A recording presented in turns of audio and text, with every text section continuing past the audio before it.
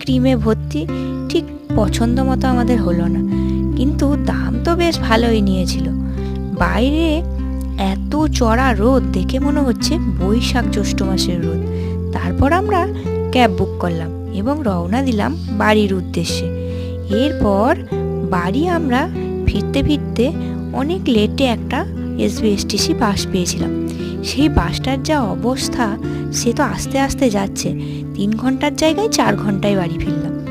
এরপর বাড়ি ফিরে গেলাম আমরা স্টাইল বাজারের উদ্দেশ্যে। কিছু কিছু শপিং করলাম, আজকেই ওপেন হয়েছে।